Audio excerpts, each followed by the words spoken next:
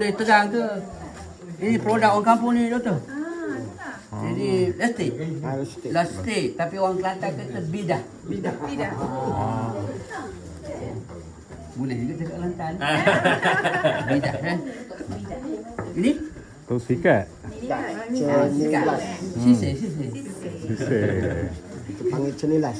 Cenilas. Yang ni Cadau. Cado ni macam pipe lah. Pipe dia letak tembakau. Mana opah? Bagi terang sikit. Ni yang opah ni di Opah. antara apa nama Di ni? antara artis di sini. Otai yang menggunakan. Cuba terang ni. Doktor ni nak tahu cara pemakaian dia macam mana. Tapi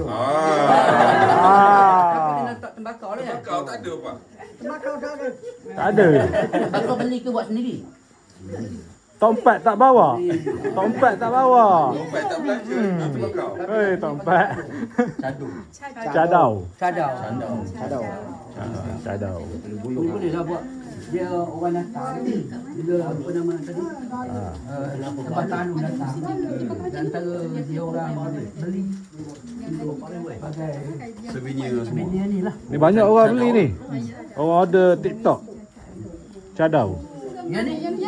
Batin. Pakai terang. Jual dekat TikTok. Jual.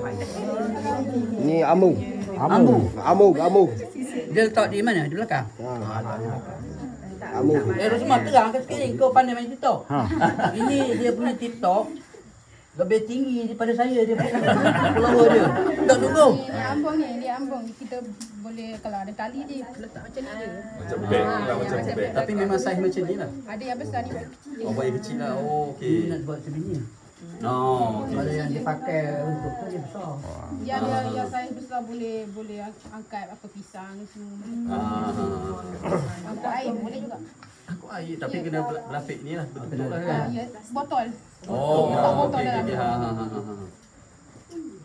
Ni. Dia berjaya dia. Yang sisir ni diukir macam mana saya duk perhati duk ukir ni? Dia okey dengan apa pisau kecil. Okey je okey. Siapa yang ada kemahiran ni? Awak buat sendiri? Buat sendiri. Perempuan pun boleh okey. Macam ni saya buat ni. Bunga apa tu kau buat? Saya bersih moden dia. Yang bersih lama dia macam ni. Bersih lama ni siapa? Geng-geng opah lah buat. Bersih modennya saya ni. Saya buat macam daun-daun ni. Saya tulis di lembah Lembah tanam. tanam. Oh, dia ada ni juga. Di lembah tanam. Ni daun sirih. Ini berapa ni Rom? Berapa ni?